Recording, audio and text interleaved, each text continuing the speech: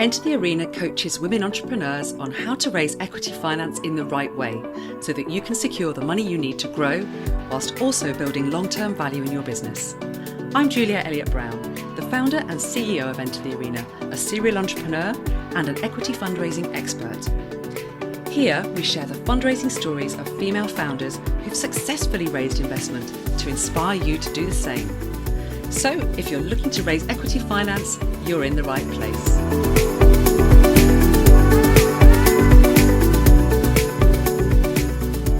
So today I'm going to be talking with Emma Sayle from Kittens, world famous for its hedonistic parties where women, men and couples can explore their sexuality in a daring yet safe and controlled way. Emma founded the Kittens brand in 2005 when she saw the opportunity to change the very male-dominated adult industry to allow women to lead from the front. Now, Kittens promotes positivity for all women and has now grown into a global movement with an online community of way over 100,000 members. In 2018, Emma raised just shy of £600,000 in investment through crowdfunding, predominantly to focus on marketing activities to grow the brand. So I'm super excited to find out more about Kittens and Emma Sayle's fundraising journey. So welcome, Emma. It's great to have you here. Thanks for having me. It's great to see you. So I'm intrigued. Tell us all about how on earth you came up with the whole idea for Kittens. You know, what made you think this is going to be a concept that's going to take off? I think it was never a big sort of business plan. Or something like, right, I'm going to start a company that does this. It was more sort of being very angry about the setup in society and seeing that it was very sort of patriarchal, and it was, you know, if men slept around then they were legends, if women then they were sluts, and it was sort of, I'd grown up sort of seeing that, and I saw it in my social groups, and at the same time, Sex and the City had come out, and you know, suddenly women were talking about their sexuality and toys, and you know, that's what Sex and the City was famous for, and Summers hit the high street, and there was this kind of sort of, it was speaking about a female sexual revolution going on, and that was what was being written about, but actually in real life it wasn't really happening, and I was doing PR for the erotica show, and they wanted it to be more female friendly, and I had sort of got more clients through the erotica show that were very sort of in the adult industry, all wanting to be more female friendly. And what I was finding was that it was all run by men, claiming to be female friendly, wanting to appear to be female friendly, but it was just sort of a very male patriarchal kind of existence going on, and which annoyed me. And I was actually out in a wedding in Ibiza, and it was quite a sort of hedonistic wedding. And there were some very strong women there, and very sexual women, who were totally in control and totally empowered. And it was sort of after 3 days of no sleep, that I just decided I didn't want to represent anyone anymore. I wanted to launch my own thing. And someone had phoned in, he couldn't make the wedding, and said, you guys all just sat around killing kittens at the moment. And we had this conversation as to, that was, every time you masturbate, God kills a kitten. So it was slang for it was slang for, and I just like the two Ks. So from day one it was sort of always KK, and decided that I just wanted to create a sort of a community and a platform, online and offline, where it was all about the women exploring their sexuality without being judged and feeling completely in control and owning it. And that's where the concept came from. So to start with, just sort of a one party a month. But all the time there was this kind of online, very simple online presence and online forum that went on. So it was always sort of, there was always a much bigger entity online than there was offline. And yeah, that's how it started. Wow, amazing. I love this story of you going, how to start a business. Have no sleep for 3 days. How not to start a business. That's brilliant. I love it. Yeah, no one copy that one. And so I imagine in the early days then, you probably didn't need a huge amount of funding to get that off the ground, did you? No, to be honest, we didn't. There wasn't really any funding up until we did the big raise last year, because it was, you know, it's been a very offline business. So, you know, one party a month, but then just grows. So it's sort of covered itself, and everything that's come in has sort of gone out on the offline side. And it's only really when we looked at it sort of 3 or 4 years ago and realised that nearly 50% of our revenue was coming from online memberships in the online side, but all our team was offline, kind of sort of blagging the digital online side, that sort of realised that actually if we get people involved who really know their tech and digital side of things, their potential for the business, it's exponential, really. So then, then you're dealing with the whole tech and digital world, which isn't cheap. So that's why suddenly it's sort of, well, actually, it's sort of go big or go home. It's sort of, we don't want a half-assed website, because we kind of had that. I think we've had about 5 different websites. This is it now. Not doing anymore. Can't cope. We'll see about that. And yeah, so that bit cost, and it, especially with what was going on with society, Me Too and Time's Up and everything. It's kind of, we'd been in existence for so long that to us it was kind of, we need to be on the top of that wave and sort of owning it, rather than let some Silicon Valley startup with millions come in on the tech and digital side to kind of create what we want to create. So it was, as I said, go big or go home, and that's why we decided to do the raise last year. So that whole thinking around what is it going to take to go big, and thinking about whether you might need funding for that. How did you plan it out? Did you put together sort of financial forecasts to look at what would be involved in? I've got an amazing COO on board. There he is. And I had to say that, he's just walked past me. Who is on the tech and digital side of things. So it was a case of, looking at it and realizing in the revenue side of it, and realizing actually that my strengths and what I do, I'd kind of reached. I can do what I do, but I can't blag digital tech or really the strategy of really building, that side of the business. And I knew I needed to bring people on board that actually could do it all. And so spoke to various people, and had a very long conversation with Hadley, who is our CEO, who initially was coming on as sort of an investor type, but then he got really stuck into the business and saw the potential, and also realised how offline we were, and how much help was needed. So really got stuck in, and came on board full time as a CEO last September, just after the raise. And it was him who very much put the strategy into place, as to how we were raising. We agreed that one together, because it was sort of, it wasn't sitting well beginning of last year doing a raise that involved, having city boys with lots of money and claiming to be, going around going, I own a sex business type thing. It wasn't sitting comfortably, and with sort of, 120,000 members, and it's always been about community. It was, well, actually, I'd rather have 400 people thinking that they own a small part of the business and putting in a tenner, and really being brand ambassadors. And so that's why we then chose to do the crowd raise of it, and all the nuts and bolts. Hadley very much did the detail bit with Cedars, and as the raise was for the digital side of the business, that's his speciality. So if we were raising for the offline side, then I'd probably be the one at the forefront, pushing that side. And I was having my third baby last July as well, so it was sort of, he took a lot of pressure off me. But it's it must have been an interesting decision. As you say, it's about finding that fit, not only for the kind of the whole ethos and vision of your brand, so you were clear that you didn't want those kind of city boys coming in, but also a question of building brand ambassadors that made you think that crowdfunding was the right way to go.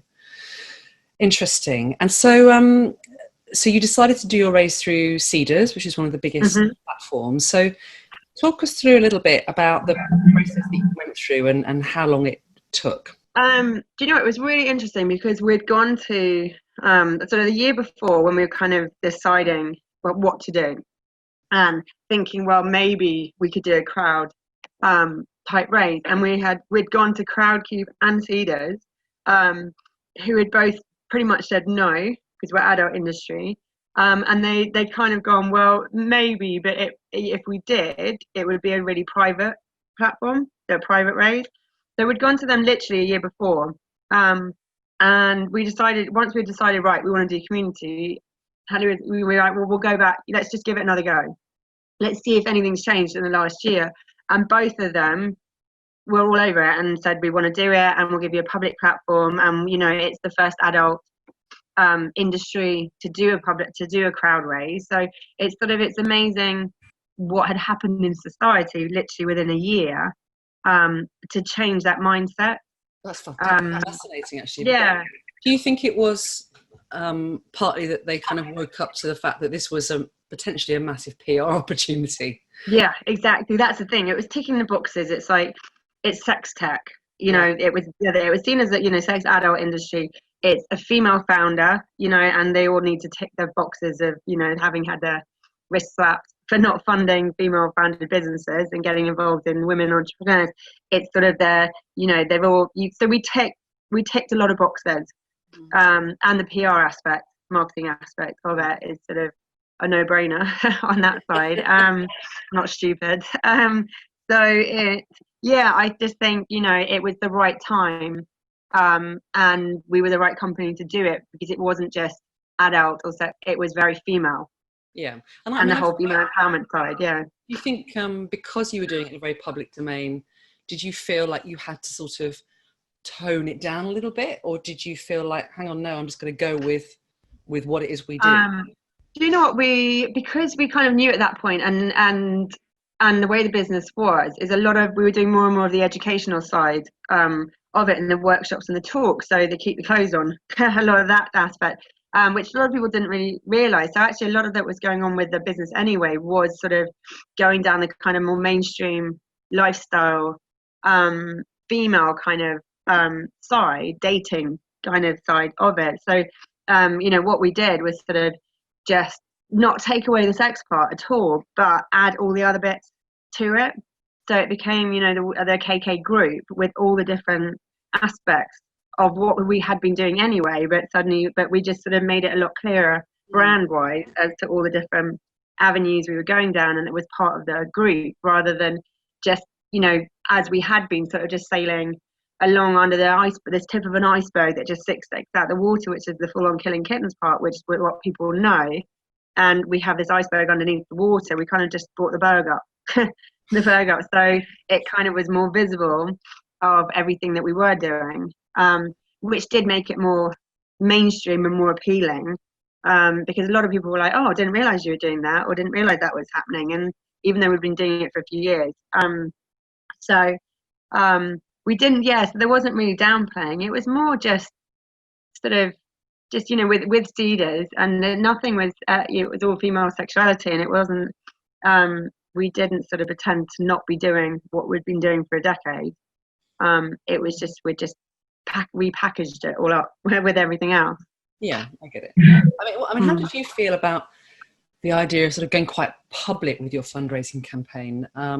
When you crowdfund, obviously you're putting your, no, I don't want to say dirty washing out, because that's but you are. That's the thing. It was the first time. You're like putting your dirty. Yeah, I said that. I said I feel it, it's all kind of your private, and then suddenly you kind of, it's like being naked under a spotlight. Yeah. If anyone's going to be comfortable with that, it's got to be the Killing Kittens brand and you, right? So. Yeah, then not me. Not after 3 children, Julia. Not after 3 children. I'll keep the just candle lit going on. So you weren't too nervous about that side of it. How about your tribe, kind of bringing your tribe in?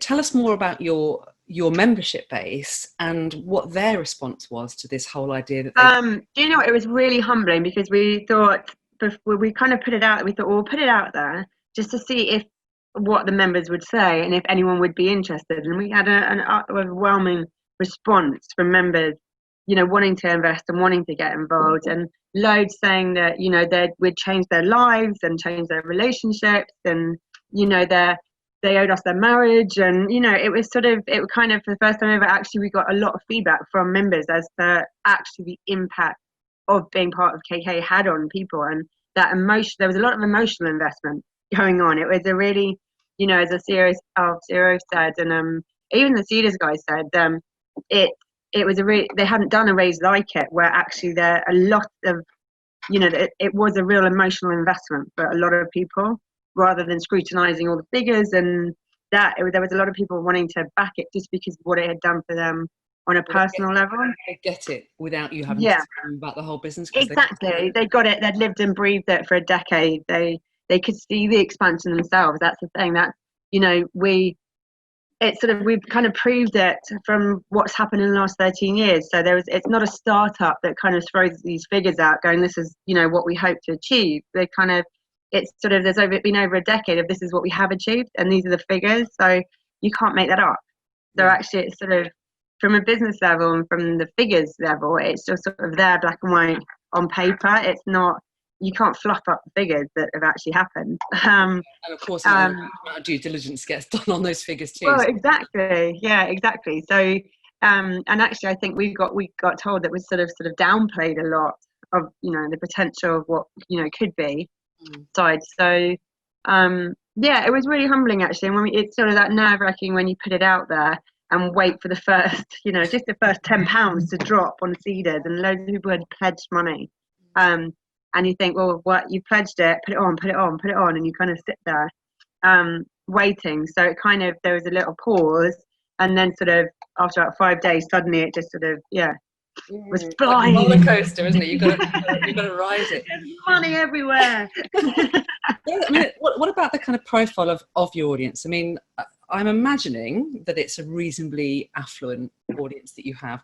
What about the gender split? Did you find that it was mostly the guys investing or the girls, or a real mix? Do you know what? It was mixed. I think if you look down the list, you'd see a lot of male names, but actually a lot of them are couples. A lot of them are couples, and a lot of them it's the wife saying, you know, we don't want to do it, but it just happens to be, you know, it's the guys that, you know, are making the payments, so names, and so, you know, a lot of the big investors actually were couples, and the wives saying, look, you know, do it. So yeah, it was good actually, because there were a few really good sort of female investors that did, you know, put in, you know, quite large amounts of money themselves, which was great. Yeah. I mean, I remember thinking at the time with your campaign, I imagine it also drew a lot of attention from people who didn't know your brand before but saw it on the platform. And I think, I mean, certainly the photography, the imagery that you use with a campaign, I mean, it's pretty appealing, right? You know, yeah. And I imagine, and obviously it's quite a male audience on crowdfunding. A lot of guys are very drawn to that, I imagine. You have to work with what you've got, don't you? Yeah, I think it's about 40% of the people that did put money in aren't members.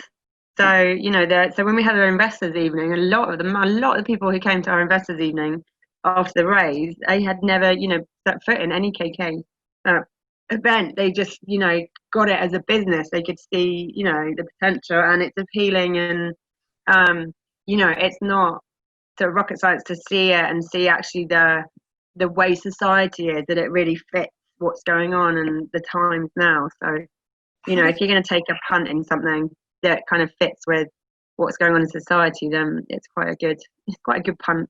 Yeah.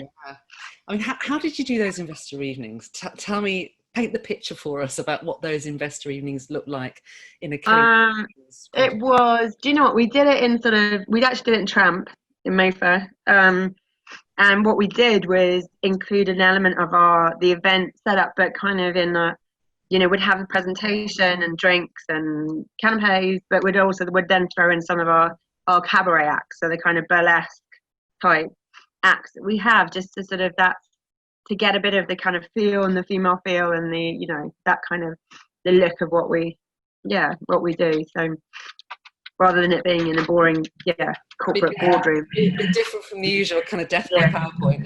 That wouldn't fit. Yeah, exactly. There was no PowerPoint. And what about the rewards that you used? You used a rewards structure, didn't you, to incentivize investors? Did that work well for you? Did you find that really made a difference, or not? Yeah, not hugely, because we had a little, you know, an element of rewards, and I think you know, we partnered with Bird and Wolf jackets, which are really cool, kind of bespoke designer kind of camo jackets, and you have whatever you want on the back and stuff, and so, which was great. They're unisex jackets, so we did that. But, you know, we're not gonna, because the nature of what KK is, it's sort of, we were not gonna put in, oh, you get lifetime membership, because it's sort of, if they don't pass vetting and fit in. We can't just let everyone and anyone in. That's sort of what we're known for, is sort of that control. So it was never going to be a case of you're lifelong membership and you get X number of parties. So, and to be honest, people weren't really bothered about that side of things. They got access to the social events and the invested evenings, and so that sort of was one thing that I think it's interesting. I think I've certainly seen over the years kind of less emphasis being put on the rewards on crowdfunding. I think it's not always super effective. It might kind of edge people up to invest a little bit more if they're going to get something. I don't think it's the clincher. No, exactly. And sometimes products are really expensive, so you think, well, I'm not going to give up. You can't really give it away because that's taking money out of the pot. Yeah, it defeats the object a bit, doesn't it?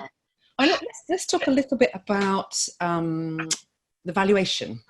So you had a pre-money valuation of 5 million, which is great, and I'm sure absolutely commensurate in terms of where you were as a business then, 10 years in, and also the story that you have about growth. Was that an easy thing to come up with that number? Was that a difficult process?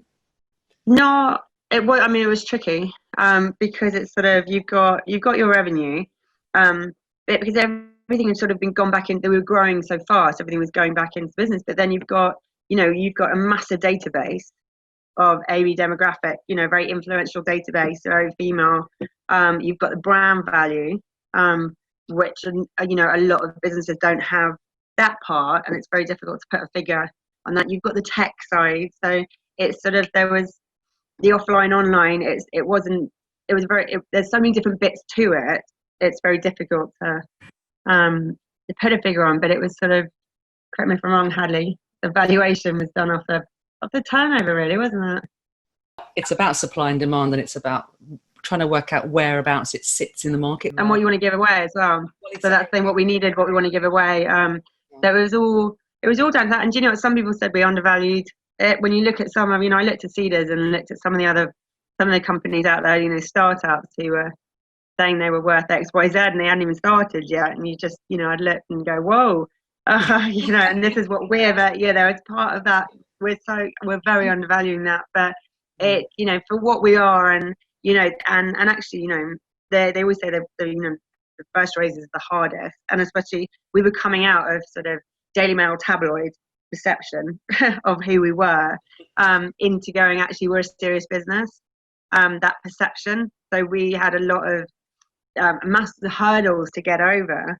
So that you can't sort of go too big on that front. When we knew we had a hard uphill battle really but actually we had a lot more demand and interest than we thought. And at the same time, we've got a lot of American members, but Cedars weren't taking US dollars or US money at the time when we did the raise, so we couldn't take any of the US members who wanted to invest. They've now added it that they can take American money. So we had a lot of interest from the US side, but we're starting a Series A at the moment, so we're just sort of building up to it now, and some of that is the American lot. Because imagine America's a big potential market for you. Yeah, and our New York events have sort of gone monthly, and someone from here flies over every month, and that's a massive side that we want to build up over there. Fantastic.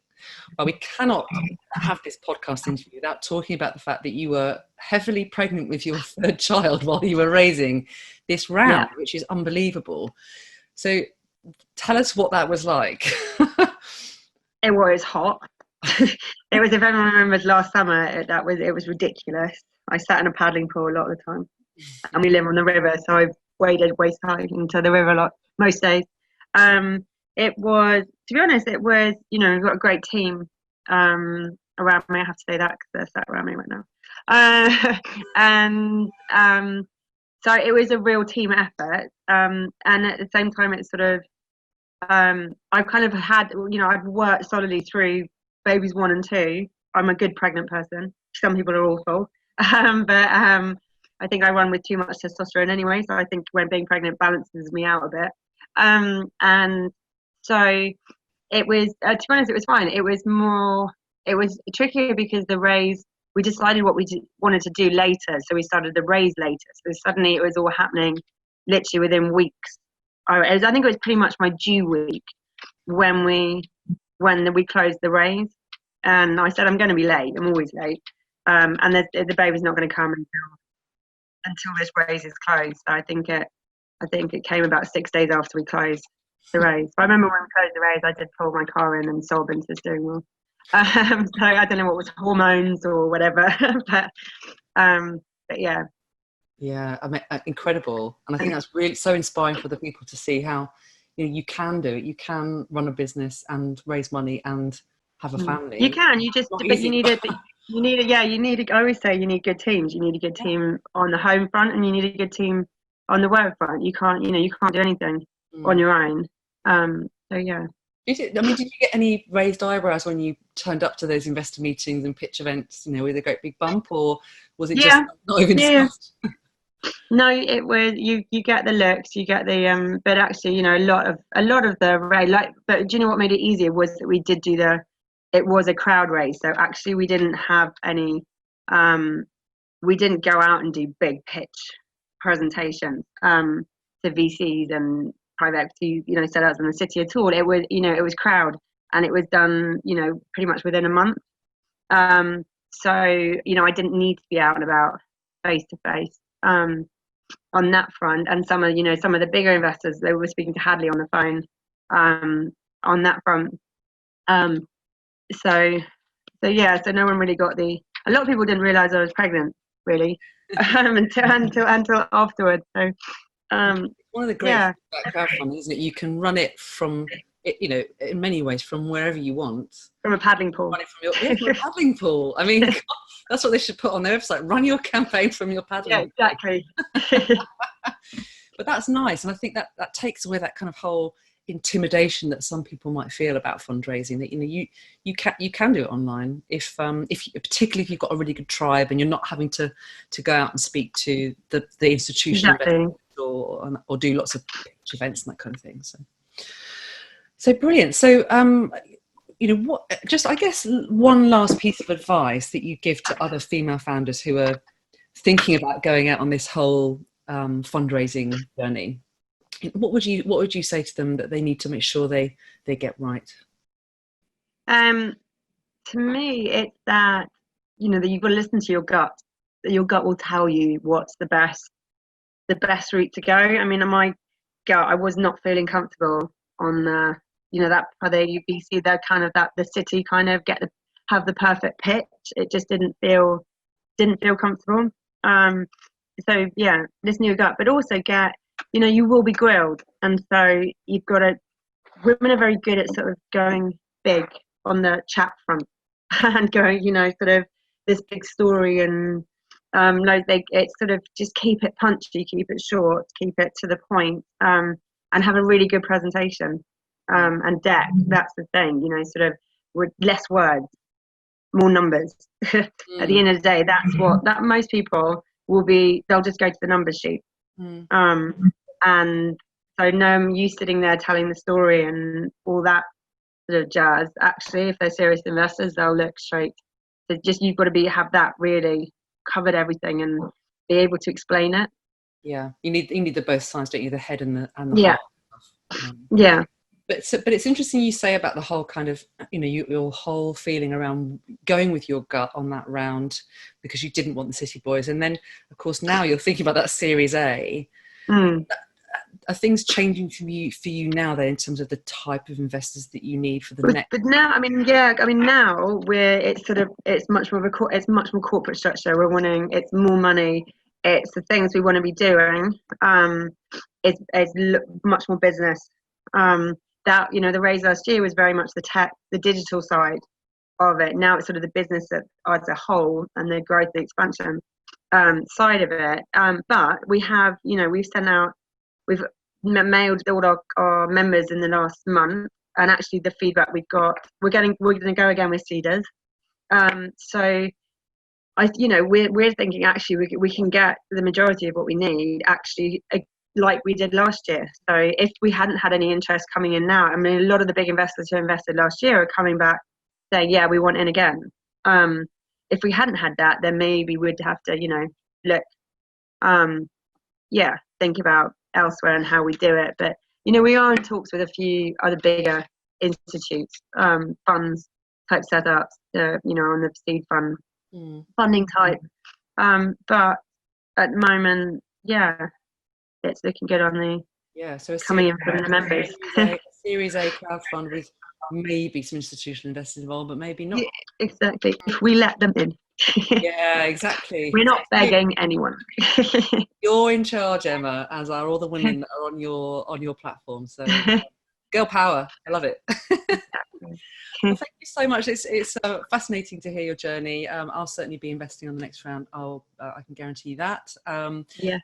If you want to be listening out there, go and check out Killing Kittens, because it's exciting and it's empowering. So thank you very much, Emma, and we can't wait to see what happens next. Thanks for having me on. Thanks for following Fundraising Stories with Women Entrepreneurs. This content is all provided to you for free. So if you've enjoyed today's episode, please make sure you subscribe to the full podcast so that you never miss another one. If you'd like professional support making sure your fundraising campaign is successful, here's what I want you to do. Head to enterthearena.co.uk/apply and book your fundraising discovery session. We'll get on the phone and get you crystal clear on 3 things. 1, how investors will perceive your business and your plan to make sure your offer and pitch is as strong as it possibly can be. 2, your ideal fundraising strategy and the investors that you should be speaking with. And 3, your step-by-step action plan for making sure your fundraising campaign is a success. Remember, raising equity finance successfully doesn't happen by itself. You need expert guidance to make sure it happens. We've helped hundreds of women entrepreneurs on their journey to successful equity fundraising. Women who've raised 6-figure sums in investment to scale their amazing businesses and make a real difference in the world. To see if we can help you do the same, head over to www.enterthearena.co.uk/apply. I'm Julia Elliott Brown, and I look forward to talking with you soon.